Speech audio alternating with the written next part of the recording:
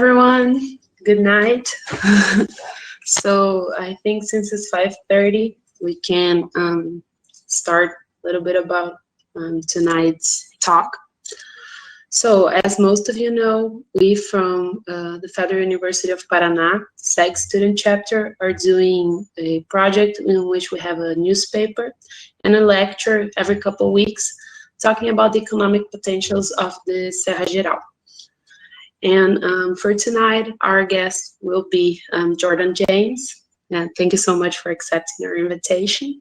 All right, thank you. So Jordan's currently a PhD researcher at the University of Exeter. His PhD project title is Metallogenic Controls of Magmatic Plumes on Platinum Group Elements and Precious Metals, in which he is studying the controls of PGAs concentrations related to plume magmatism using mainly machine learning. He graduated in 2013 from the University of Glasgow, and his master's degree was done in the University of Exeter. And he's going to talk a little bit more about his PhD studies and hypotheses comparing geochemistry from plume lavas from Iceland and Tristão plumes. So thank you once again, Jordan, and up to you. And throughout the presentation, if anyone have any questions, just put it on the chat. And when it's over, we're gonna pass them out to Jordan. Cool. Thank you, Jordan. Okay, so you need to tell me if this is all working okay. So is that a full screen now? Mine is still loading, but my internet is not the best. How's yours, Natalia? And everyone else's through the chat. Oh yeah, it's all right. It's full screen. Brilliant. Okay. So yeah, thank you to Giovanna and the of the SEG for inviting me to speak, and thank you all for coming to listen to me. So as she said, my project is looking at the platinum group element controls in mantle plume environments. And for those that don't know, mantle plumes are hot upwellings of material from very deep inside the earth, as you can see on this diagram, potentially down as far as the core mantle boundary. And plumes can carry material all the way to the surface. They can cause melting and erupt lavas on the surface, independent of plate tectonics.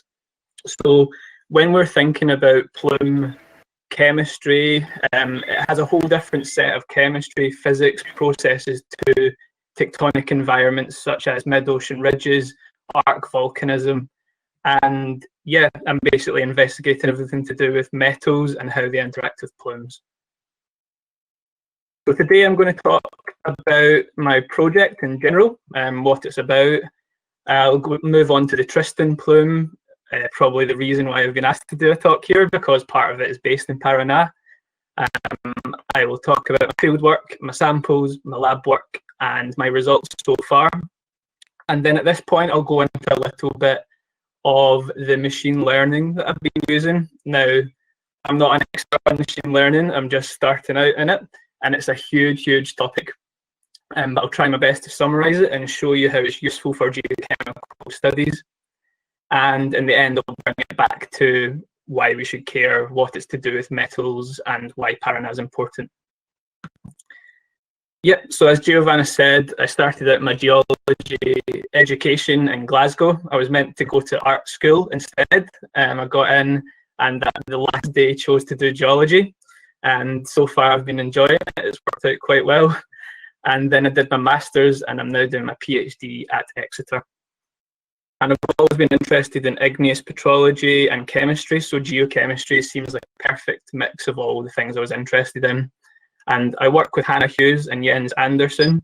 And in 2018, I came to UFPR and met with Marcel Besser, Otávio Lesch, and had a fantastic time touring around the south of the Paraná region, and I'll get to that and tell you a bit more about that later. So, why study platinum? Why do I study platinum? Platinum group elements, sometimes called PGE, are among the rarest metals in the world at the surface, and they're also very important of modern technologies. So you can see the problem here. If you've got a really rare metal that's really useful there's a lot of research and focus to go into finding out as much as we can about these metals, and because they are, especially in the future, going to be really important for futuristic applications of technology.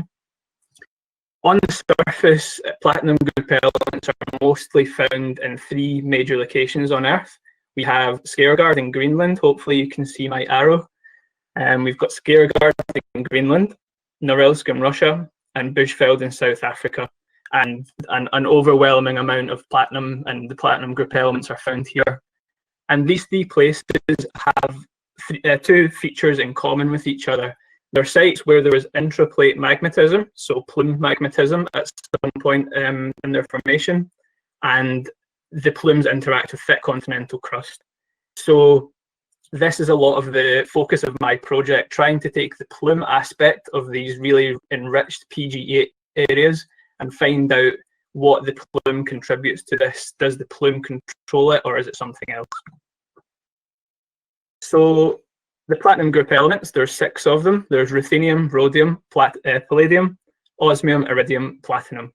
They're quite chemically similar. That's why they get sort of described as a group, and they behave very similarly. But when you get into the detail in terms of the minerals they form and their physical properties, there are differences between them which fractionate, but in general you can think of them as a group of 6. They behave similarly. And when the Earth formed billions of years ago, all the heaviest elements sank to the center of the planet. So the platinum group elements are overwhelmingly found inside the core of the Earth, and they've stayed there the entire time. There are platinum, but there's not as much as the core. And there's also some research that seems to suggest that the subcontinental lithospheric mantle, the SCLM, which is underneath thick parts of continental crust, may also host some PGE. So hopefully you're in the right you're thinking the same as me right now. Plumes can interact with both the core down here and potentially the SCLM. So this is where the project comes from, and I am basically collecting lavas. Well, I've collected all the lavas, basalts from 7 plume locations around the world, and I'm comparing their bulk geochemistry using machine learning and a more classical approach to see the differences between plumes, to see what kind of metals they contain, and then get further into it to see what are the controls on these metals, and do the core and do the SCLM play a role. And yeah, I want to answer the questions: how do PGE concentrations vary between plume locations, and what causes the variation? And for today, I'm going to be focusing on 2 plumes, which are in the Atlantic, the Icelandic, and they're in the Atlantic Ocean, sorry, the Icelandic plume and the Tristão plume, which mainly focus on the SCLM aspect. So if we think about hypotheses for my PhD, I want to see which geodynamic environments are conducive to good PGE deposits. Hypothesis 1, that deep plumes originating from near the core are expected to be more enriched in PGE than shallow plumes. They can potentially take some metals from the core up to the surface. And hypothesis 2, that plumes close to or within the continental crust and the SCLM have different PGE ratios to ocean island volcanics. So if a plume comes into contact with the SCLM, does it take some of these metals? And it's hypothesis 2 that I'm going to be focusing on tonight. If you have questions about the other hypothesis, I'm happy to talk about it too, but the presentation's about number 2. Okay. So that brings us to the Tristão plume. As you may or you probably know more about this than me, the Tristão plume is currently found in the South Atlantic Ocean, right in the middle. But 130 million years ago, when Pangaea was still sort of together, Africa and South America were connected. The plume arrived underneath the continent and caused melting and erupted huge amounts of flood all over the region, mostly on the Paraná side, but a fair bit on the African side too. Collectively, the flood basalts are referred to as the Paraná Etindeca large igneous province, the PLIP. And after 130 million years, the continent began to rift. The plume continued to be magmatically active, and there was lava produced all the way from the continent as the continents rifted out into the middle of the sea. And you can see on this bottom map here, you've got the Rio Grande Rise and the Walrus Ridge. These are literal trails of lava out to the sea from where the plume used to be to where it is currently. And this is a changing environment. The plume has went from a continent location right out to the ocean. And if we look at this as a cross section, you can see where my project comes into it. If we have a continent and a plume's interacting with it, potentially taking metals from the SCLM, and then you rift it and take away this metal source, can we trace this in the geochemistry? That's what I want to test.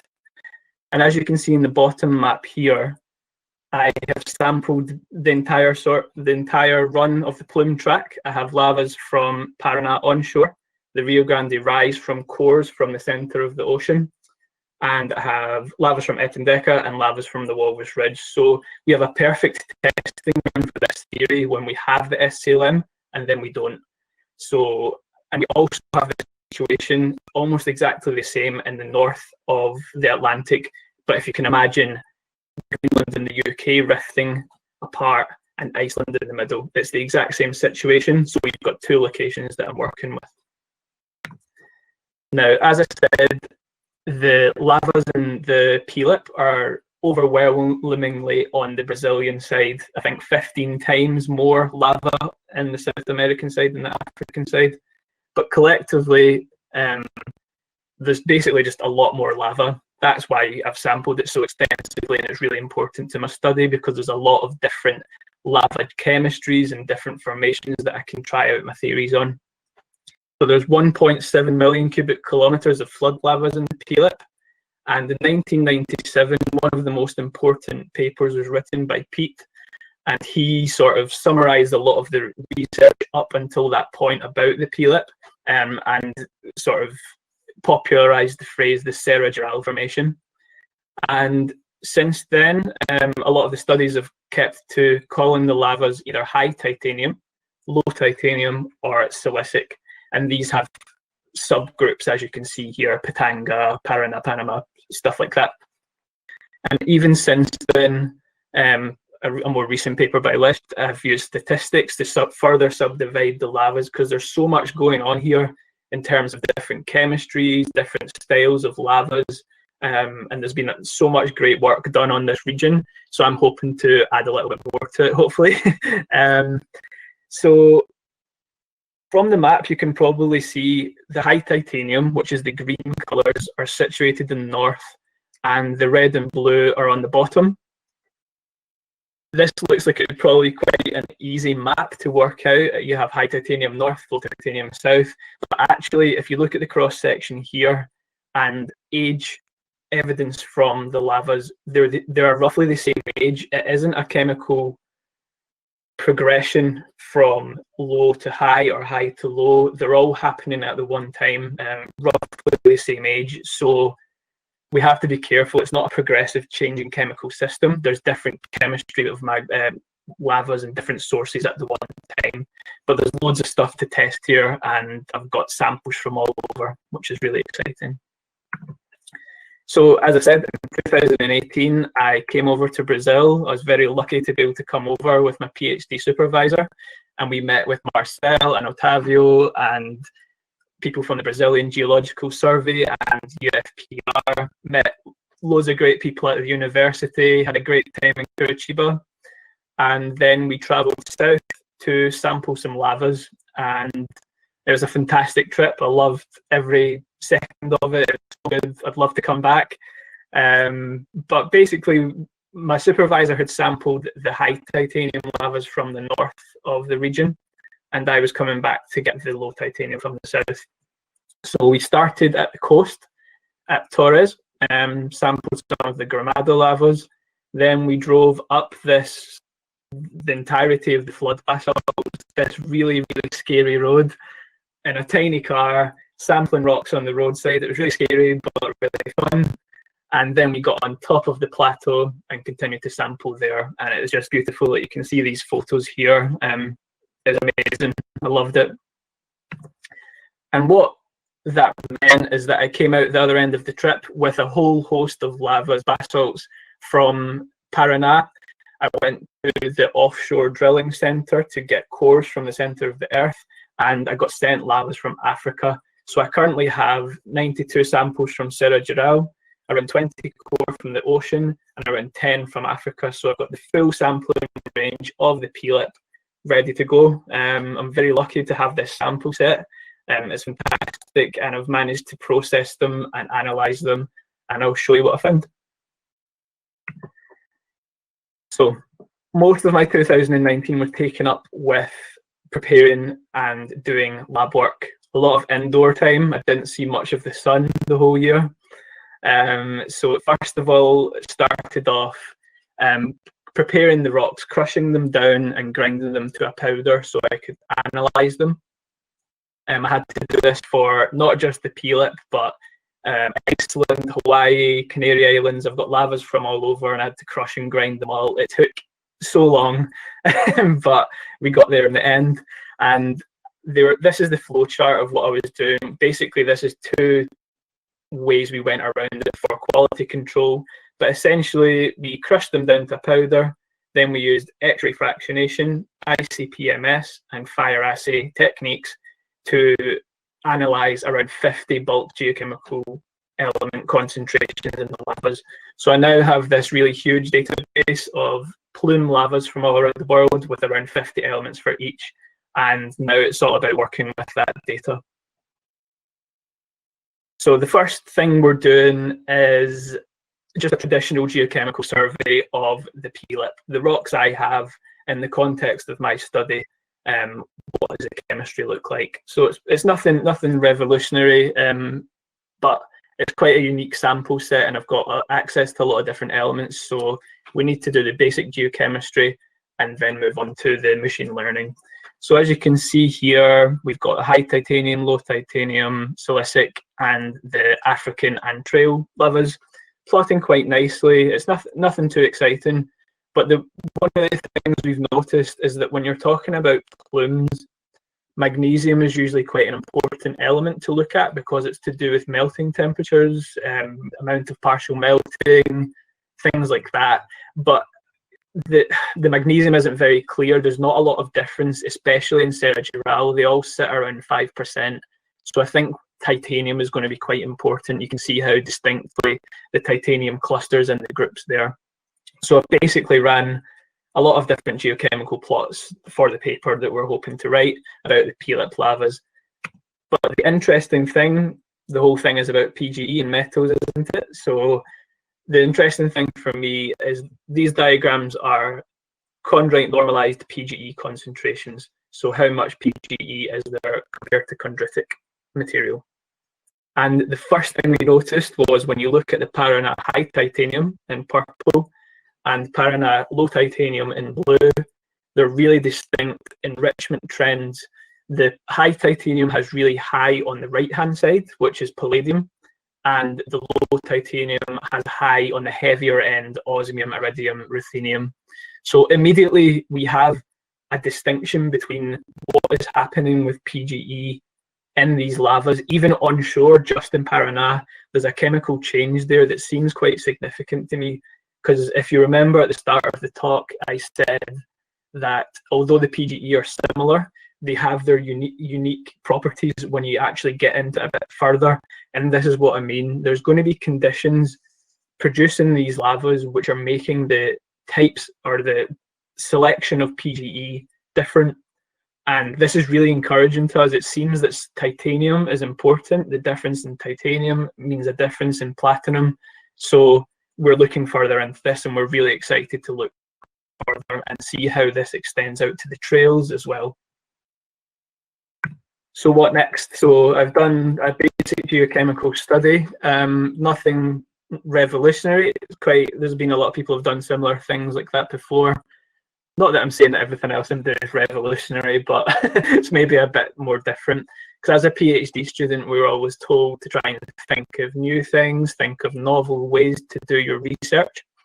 So as I was learning about data, I came across machine learning, and basically, if you look at this comparison here, if you're just looking at geochemistry with two variables, magnesium versus titanium, you can see trends. But if you've got 50 elements at the once, there's going to be information in that data set that you can't see immediately just in lots of 2D plots. But obviously, I've only drawn about 10 axes on here, but how can you visualize 50 elements at the once? Machine learning can help us do this. And I've never had experience in mathematics or data science. This is completely new to me, but hopefully I'll show you that it's really interesting. It's something that you can integrate into a lot of points of science. And yeah, I'll hopefully try to explain it as briefly as I can. Again, I'm not an expert on machine learning, so please ask me questions if you have any. I'll try my best, but I'll show you what I've been doing in my basic machine learning brain. Okay, so if you've not heard of machine learning, it's basically a data science tool which allows you to recognize patterns and process really big data sets.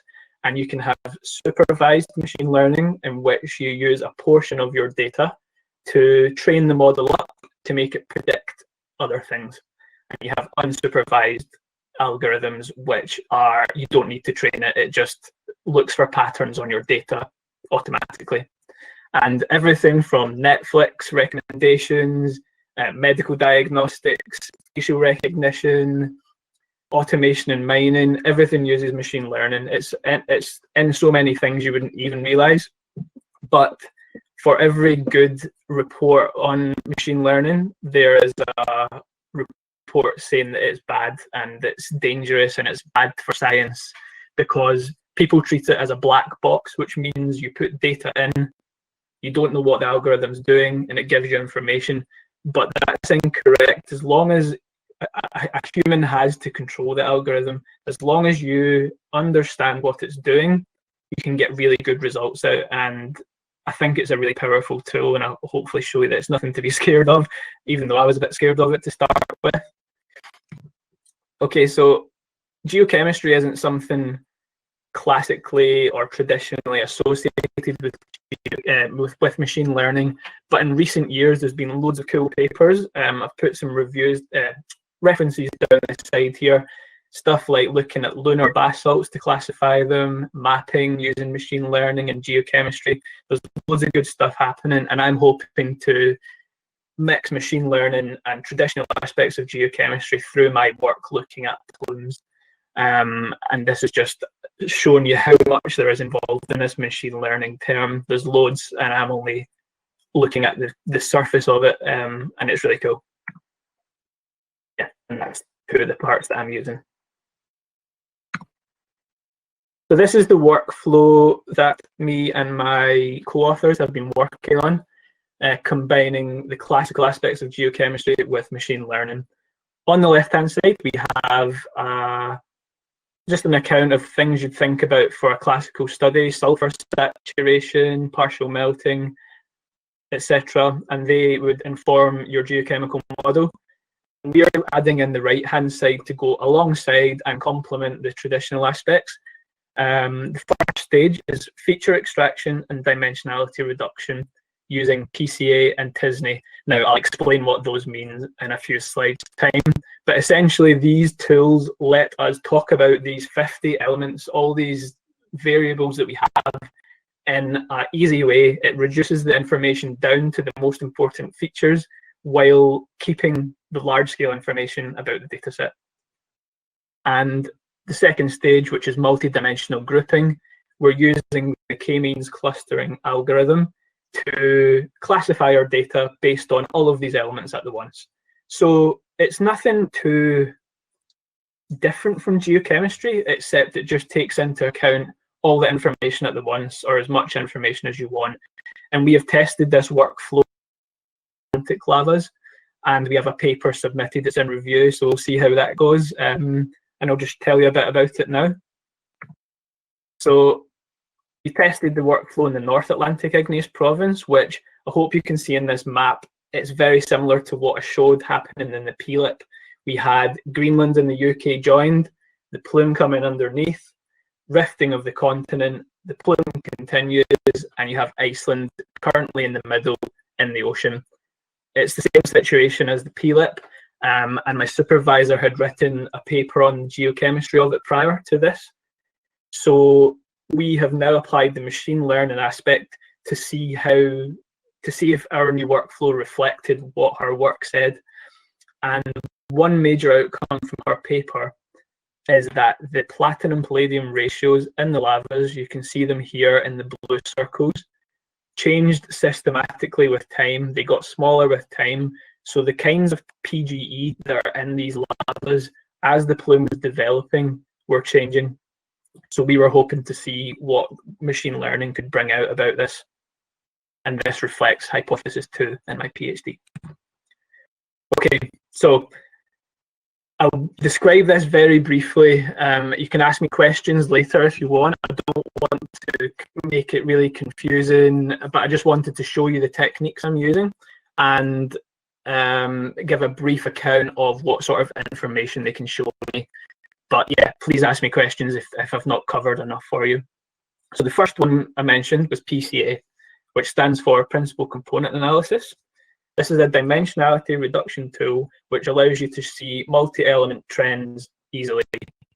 So what that means, as you can see from the plot under here, it tells you which elements vary in your data set in a seamless plot. We have iridium, ruthenium, nickel, magnesium, chromium, all pointing out the same way with a similar length according to Principal Component 1. Now, the basics of this just means that these elements in your data set, when you're talking about the whole thing, are varying in a very similar way.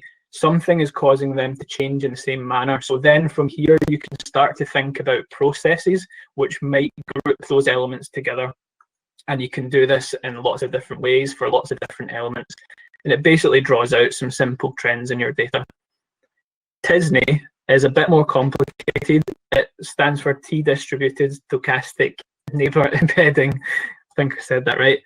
Which is similar to PCA, except it looks for all the variability in all your elements at once and provides one single plot to summarize this data.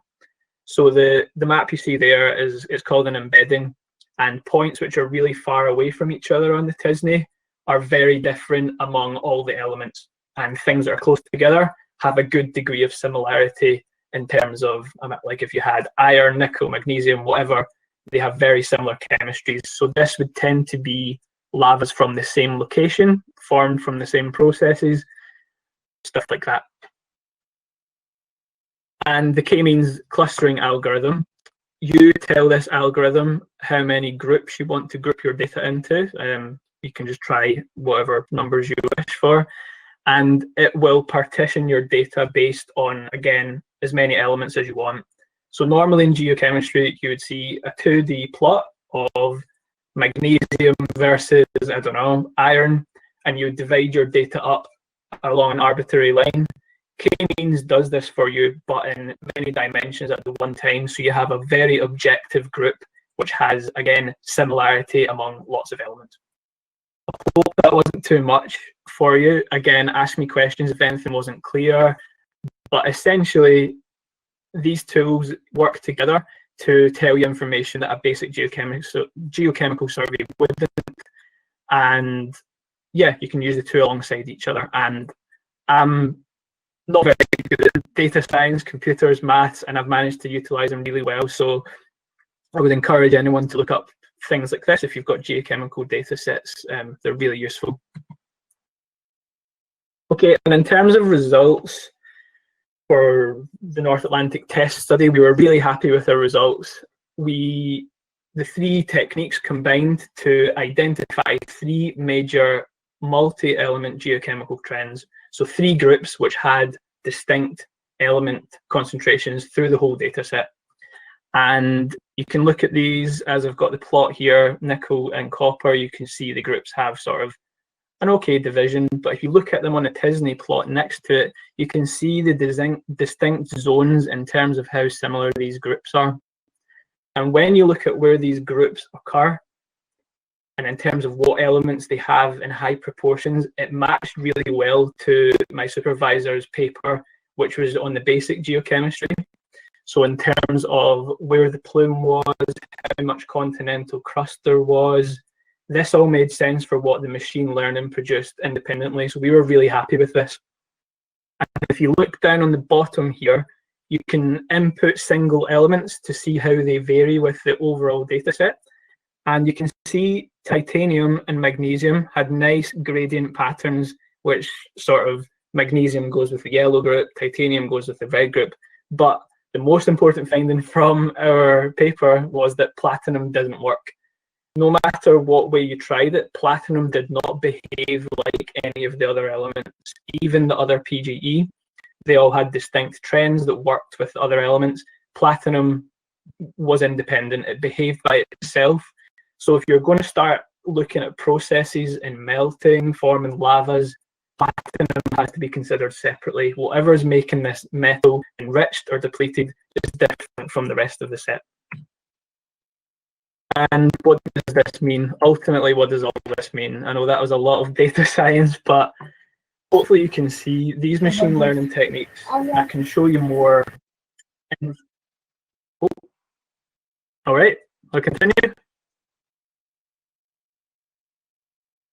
I think it was an accident, Jordan. That's all right, it's okay. I'll continue. So what this means in terms of what if we bring it all back to plumes and platinum group elements, in the North Atlantic, platinum isn't being enriched by processes which are controlling all the other elements. Something else has to be added to the system to provide that platinum. So I mentioned that the platinum-palladium ratios were high in the early parts of the North region. In Scotland and Greenland, which are in the early parts, xenoliths from the mantle, so the SCLM, containing lots of platinum have been found in volcanic deposits. So this seems to me that if the plumes were indeed coming up through this SCLM, this is evidence that there's an external force, there's something else in the system adding platinum, these platinum sulfide metals, into the melting column and enriching the lavas. Now, that's as far as we can go with that study, but as I mentioned, in the South Atlantic, it's a similar system, but I've got more samples, I've got more elements to do more analysis with, and we already see this titanium, something's going on with titanium and platinum group elements with contamination of magmas. So we are hoping to test, is the titanium concentrations in these lavas, is this reflecting some sort of addition of material with platinum in it to the mantle, the melting column? We can only find out. We're going to be doing the machine learning this month and next month, going beyond what we've already seen in the South Atlantic, and hopefully if we look at lithophile elements, rare earth metals, things like that, we can maybe tie into why platinum behaves independently. Maybe in the South Atlantic is doing something different, which means that even though the plumes are in the same sort of system, they have unique patterns in chemistry. It's all ahead of us. It's all sort of theories just now, but we're really excited to be able to test the things that we didn't know from the North in Paraná. We've got these amazing lavas, huge data set. We're ready to test it out and hopefully sort of come back to my hypothesis too and see if the SCLM really is adding things to plumes, and that's why they're enriched in these places throughout the world. And I'll just show you, this is really early machine learning. Again, this might be too much, but I'll just show you. I thought it was really cool.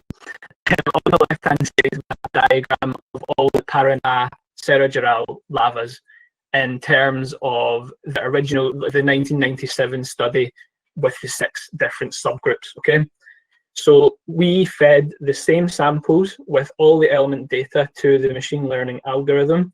We didn't tell it any information about what the categories were meant to be. We just told it to categorize them based on how similar all the element concentrations are. And if you look here, it's actually produced like a really close model to what the original literature said. The divisions are quite similar.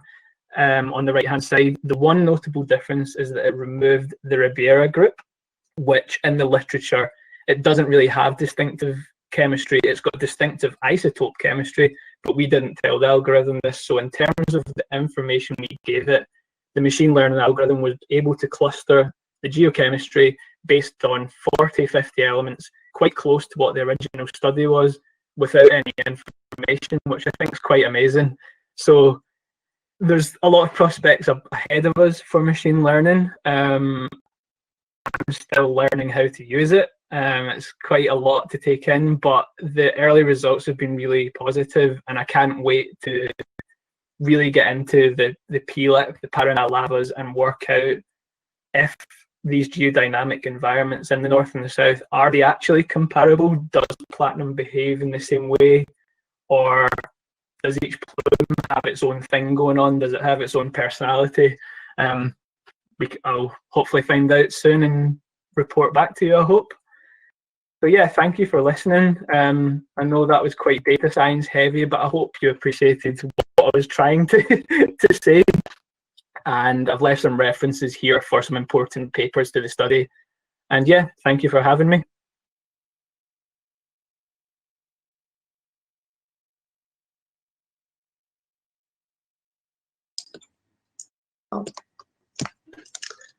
Thank you for the presentation, Jordan. It was really cool. If anyone has any questions. Data science. What? Data science heavy. So, if anyone has any questions, the chat's open. I actually have one question, so. Yeah. Whenever you're collecting samples to do the chemical analysis, what are the things you have to take care, like be careful not to collect? Because I imagine if there's any kind of contamination, it can really affect the results. So I wanted to know a little bit more about that. Yeah, so obviously as fresh as possible, as little alteration as possible. If it can be avoided, we don't want big phenocrysts, and we don't want big crystals, like big plagioclase or anything. And no sulfides, no big sulfides, because this would imply there's been some sort of sulfur saturation, some other processes. We just want the sort of the closest equivalent to the magma before things have happened to it at the surface. So yeah, no big minerals, just boring old basalts, nothing interesting, plain basalt. With less, how do you say that in English? Like, oh, never mind. I don't know if I know that word in English. Crystals. The crystals. Yeah, like when there's like air bubbles without. Oh yeah, because those especially would be like secondary things that weren't there to start with, so that would obviously mess up the signature. So yeah, none of them either. Plain boring basalt. Let me see what other questions we have here. Mauricio is asking, any ideas on why high titanium basalts and low titanium basalts will show a fractionation between PGE and PPGE and IPGE? Thanks. Yes. Cool. So I would say, in case anyone doesn't know, PPGE are the lighter PGE and IPGE are the heavier ones. So there's 3 and 3. It's quite early to tell, but from the literature that I've read, I think the titanium degree will be to do with the amount of contamination and sort of what kind of basalts are they? Are they pure plume basalts, or is there a lot of continent material inside them too? And I hope that this means there's different PGE being included in them, because as I said, the IPGE and the PPGE, they behave similar, but they're different enough to be fractionated in certain processes. So I'm hoping for my hypothesis that the contamination means something's being added to the lavas, the magma, sorry, and adding different types of PGE in. I hope. Does that make sense? To me, it does. Marcel Bresser is congratulating you, and he's asking, you showed up a map where Esmeralda is in red. I noted that you extended the Esmeralda unit into the east. Did you classify this Esmeralda as lava flows or sills, or the red unit in the map includes both flows and sills? And Mauricio said he got it. Okay, so from the map, that was one I got from a literature source, and I just recolored it. Let me get the map back up. Can you still see my screen? Yes, but it's not expanded. It's with the size from the PowerPoint. Is that okay? This one? He said, sorry, blue, the blue one. Okay, so the Esmeralda. Okay, so the blue part here, what we didn't sample Esmeralda here. We sampled Esmeralda up the top, I think. And obviously on the scale of the map, because there's so many weird variations and it's not as straightforward as that map looks, all our Esmeralda came from the top of the flow, from the actual town of Esmeralda. If you remember, we stopped there and got the rocks. So I'm not sure about that blue part, but that wasn't part we sampled. We were down at the Gramada and then went up, and then we got Esmeralda on top. So it might have been like a small pocket or a fold or something that we sampled. And it was the really, really dark basalts I remember from Esmeralda, but I'm not really sure about that map. Yeah, I just copied it from literature to show, and I think that Esmeralda we sampled was a localized pocket on the top of the mountain. I think you might be able to correct me, Marcel. Okay, Silvina, she said thank you very much, and she asked about the possibility of recording, and we did record. I think we're gonna post it later, and we'll let you know through other social medias. Luis has a question for you too. He said thank you for the amazing talk, and if you recommend any particular paper to start reading about machine learning applications in geochemistry. Yeah, sure. I emailed someone a list of the text that I use to start learning. So if you want to put your email or give it, like pass it on to Giovanna, I can send you, because someone asked me at a conference recently, so I sent them a list of the ones I started with, and I can send that to you. One thing that I did use, there's I'll write it down here, there's a YouTube channel, believe it or not, StatQuest, called StatQuest. It's very, very simple, but for me, I knew nothing about machine learning or data science, and the YouTube channel StatQuest is fantastic. The guy sings some songs to do with data science, stuff like that, but it's very, very good. If you have no understanding, it's an amazing place to start. And then I started with that and then moved on to some textbooks, because research papers are really, really intense for machine learning. It's a lot to take in. Even now, I'm not really sure about them, but textbooks are fantastic, and I can send you the ones that I used for sure. Okay, so if anyone has any interest on those papers, just contact us, and I can get them from Jordan and send to everyone. So does anyone have any other questions for Jordan? Trying to look on the thing. That's it. Yeah, I think that's it. Well, once again, thank you so much, Jordan. Thank you for having me.